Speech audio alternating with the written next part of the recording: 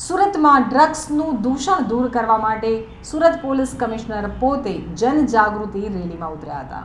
આંતરરાષ્ટ્રીય ડ્રગ્સ વિરોધી દિવસની ઉજવણી નિમિત્તે સુરત પોલીસ કમિશનર દ્વારા અનોખો પ્રયાસ હાથ ધરવામાં આવ્યો હતો। એસઓજી દ્વારા યોજાયેલી રેલીમાં તેઓ અગ્રેસર રહ્યા હતા। કમિશનરે જનજાગૃતિ રેલીનું નેતૃત્વ કરતા લોકોને જણાવ્યું હતું કે આપણે ડ્રગ્સ મુક્ત શહેરને બનાવવાનું છે, જેથી પેડલરોના નેટવર્કને તોડવા માટે સહકાર અને બાતમી આપે। નશાની બદીમાં ફસાયેલાને ઉગારવા માટે પણ તેમણે હાકલ કરી હતી। એસઓજી દ્વારા નો ડ્રગ્સ બાબતે રેલીનું આયોજન કરવામાં આવ્યું હતું। તો પાલ વિસ્તારમાં યોજાયેલી રેલીમાં પોલીસ કર્મચારીઓએ વિવિધ બેનરો સાથે નીકળી અને ડ્રગ્સનો વિરોધ કર્યો હતો। આ રેલીમાં શહેર એસઓજીના ડીસીપી અને પીઆઈ તેમજ પોલીસ કર્મીઓ જોડાયા હતા। સાથે જ સમગ્ર શહેરમાંથી ડ્રગ્સની બદીને દૂર કરવા માટે અપીલ કરવામાં આવી હતી। પોલીસ કમિશનર અનુપસિંહ ગહેલોતે જણાવ્યું હતું કે આજે ડ્રગ્સ વિરોધી દિવસ છે, ત્યારે અલગ અલગ થીમ ઉપર લોકોમાં જાગૃતિ આવે તે માટે કાર્યક્રમ આપવામાં આવી રહ્યા છે। બંધાણી નશો છોડે અને સામાજિક ધારામાં આવે તે માટે રેલીનું આયોજન કરવામાં આવ્યું છે। પોલીસ દ્વારા પેડલરોનું નેટવર્ક તોડવા માટે કામગીરી કરવામાં આવી રહી છે। નશામાં સપડાયેલાની વિગત પોલીસને આપવામાં આવે, તેમના નામ ગુપ્ત રાખવામાં આવશે, જેથી શહેરને નશામુક્ત કરવામાં આવશે। તે માટે સહયોગ નાગરિકો આપે તેવી અપીલ વધુમાં કરવામાં આવે છે।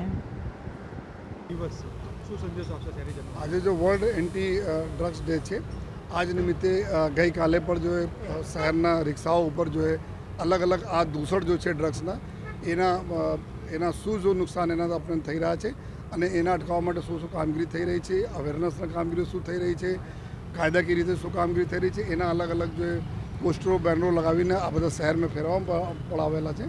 અને આજનો દિવસ એ આજ થીમ ઉપર અલગ અલગ થીમ લઈને કે અમે આપણા શહેરના સુરત શહેરને જો ડ્રગ ફ્રી રાખીએ જોઈએ અને આવનાર આપણી જનરેશનને પણ બચાવીએ અને અત્યારે પણ જો બંધાણી થઈ ગયો એના બી કેવી રીતે અમે મુક્તિ કેન્દ્રો મારફતે જોઈએ એના કાઉન્સિલિંગના મારફતે એના દૂર કરીએ, એના લઈને આજે એક માર્ચનું આયોજન કરવામાં આવેલા, જેમાં 250 જેટલા અમારા જો અધિકારીઓ અને જવાનો ભાગ લીધેલ।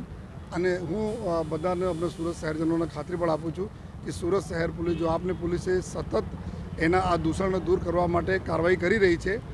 આપ ગયા વર્ષોમાં બી જોઈ શકો છો જેટલા નેટવર્ક હતા મોટા મોટાના તોડવામાં સફળતા મળી છે। એના માટે અત્યારે જો પેડલર છે, જો ડ્રગ વેચવાલા અલગ અલગ ટીમીઓ અપનાવતા રહે છે, પરંતુ અમારી બી ટીમ સક્ષમ છે આ બધાને પૂરા નેટવર્ક તોડવા માટે।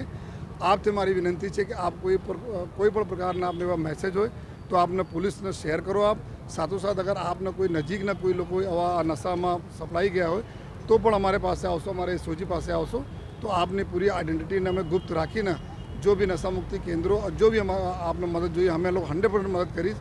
આ એક સાથે લોકો મળીને અમને સુરત શહેરના નશા મુક્ત જો શહેર બનાવી શકીશ જોઈએ।